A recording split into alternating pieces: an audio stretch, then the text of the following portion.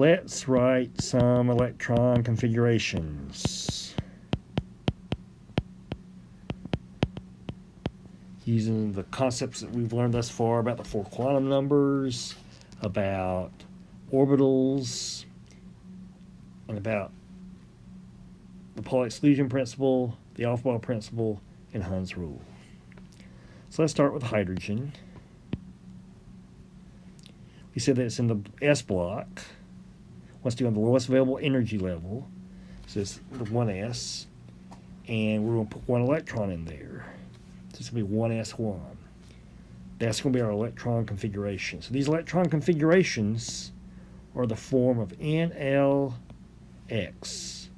where N, of course, is the principal quantum number. And we're actually going to write a number for that. L is the angular momentum quantum number. And we're going to use the letter designation of either S, P, D, or F for that value of L.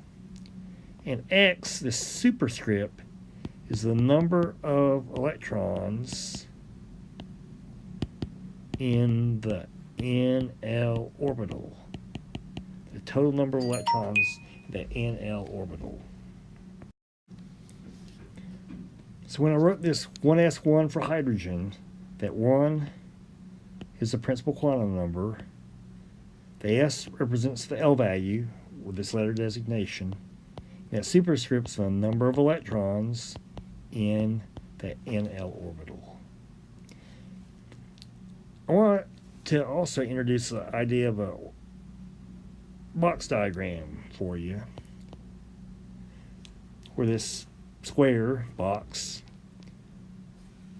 symbolically represents an s orbital, and we're going to put an arrow in there to designate the 1 electron that we have in there. And we could actually write a possible set of 4 quantum numbers that all of this corresponds to. If you think of them as L, N, L, M sub L, and M sub S, N is equal to 1, L is 0, M sub L is 0, and then M sub S could either be plus a half or minus a half. Being the positive type of guy that I am, I'm going to make it be plus a half in this particular instance. Helium comes next, atomic number 2. It's in the S block. We still have room in the S orbitals because an orbital can hold a maximum of 2 electrons. That's an important thing to remember.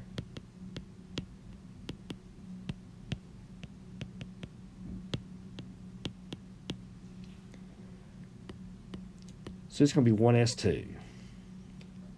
So that's pronounced 1s2.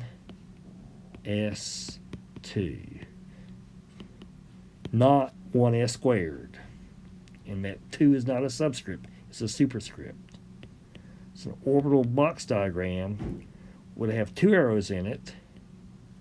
We're going to pair up their spins. By pairing them up, we mean that they're in opposite directions. And so we're going to have 1 arrow going up, 1 arrow going down. So we're going to write a set of 4 quantum numbers that describe both electrons in helium. It'd be 1, 0, 0. If we call 1 plus a half, the other one has to be minus a half. To follow the Pauli exclusion principle, that no 2 electrons in the same atom can have the same set of 4 quantum numbers. We're using the off-ball principle to build up the atom, put the electrons in the lowest available energy levels. Next comes lithium. There's no such thing as 1p's. Where do we find lithium? We find it in the S block. And so the first 2 electrons are going to be just like for helium, 1s2. And that last electron, that valence electron, is in the 2s, and it's a 2s1. And so if we draw the box diagrams, we got 1s with paired electrons and 2s with a single electron in it, lithium. off-ball principle, to build up.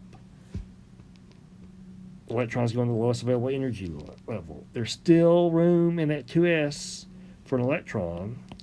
So 1s2, 2s2 for beryllium.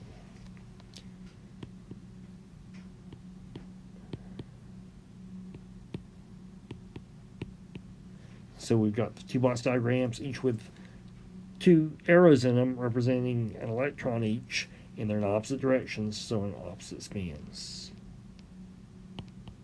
Now let's jump over to boron. We're now in the p block. We're now in the 2p's. There's no such thing as a 1p. There are 2p's. So the first 4 electrons are just like for beryllium, 1s2, 2s2. Now that 5th electron to make neutral boron will be in the 2p1. So if we did a box diagrams,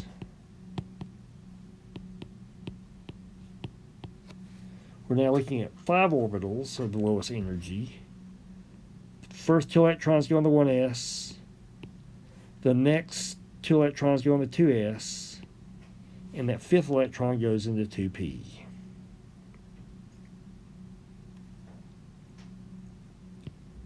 Carbon. 6 electrons.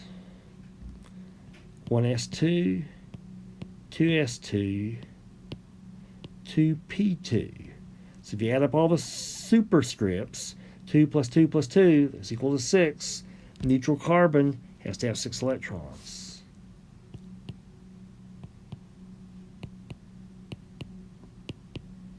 Now the box diagrams. 1s2, 2s2, and this trio of 2p orbitals. So we're going to put in the 6 electrons. 1, 2, going to 1s. 3, 4, going to 2s. Number 5 goes into the first orbital. And now we get to apply Hund's rule. That says when there are degenerate orbitals available, electrons will remain unpaired. Degenerate orbitals, orbitals of equivalent energies. So there's room in an empty 2p orbital to put that last electron. And so even though the ground state electronic configuration for carbon is 1s2, 2s2, 2p2, when we draw the box diagrams, that 6th electron is going to go into a separate 2p box, 2p orbital, because electrons want to remain paired if they're degenerate orbitals.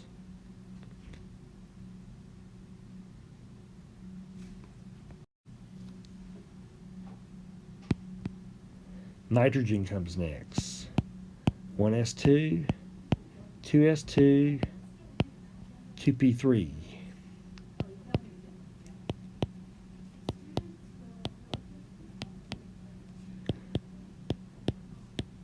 So there are my box diagrams. I've now got 7 electrons. 1, 2, 3, 4, 5, 6, 7. So atomic nitrogen has 3 unpaired electrons. Now, how in the world do we know these things? And once again, our theory has to fit what we see in nature.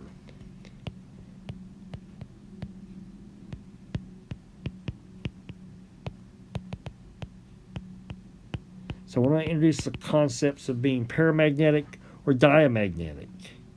And if you're paramagnetic, you've got unpaired electrons, and you're attracted.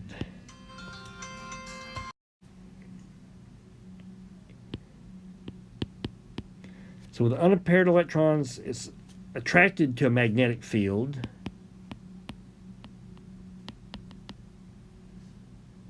If all the electrons are paired, it's actually repelled by a magnetic field.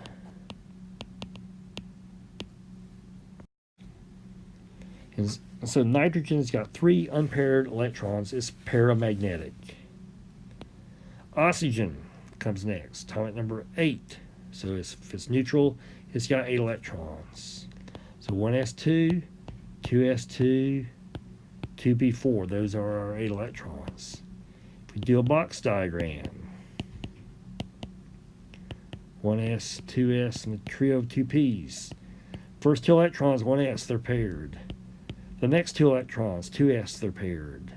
The next 4 electrons, they go into separate orbitals until there's an orbital in each, and then that 4th electron goes into that first p orbital. That it pairs up. And so what we're applying now is Hund's rule.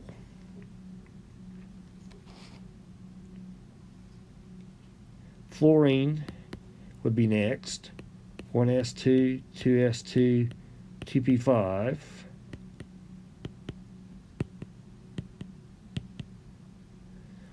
Now got 9 valence electrons to put into these boxes. So 1, 2, 3, 4, 5, 6, 7, 8, 9.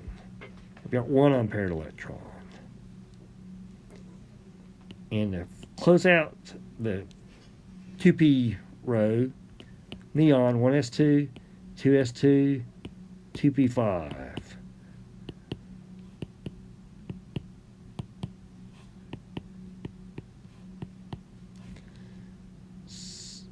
2p6, excuse me. So now I got 10 electrons. 6 plus 2 plus 2 is 10 electrons. So a pair in the 1s, a pair in the 2s, my first 3 electrons in the 2p's,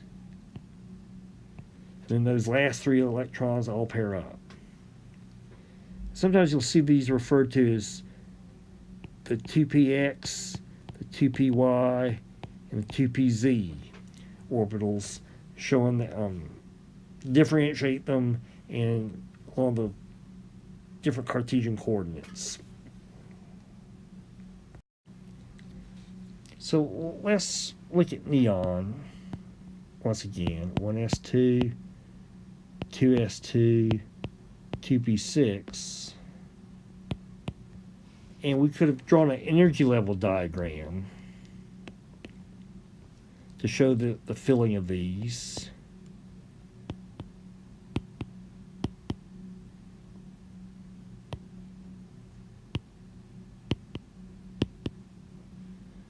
One S, 2s, a trio of 2p's, then comes 3s, then comes 3p.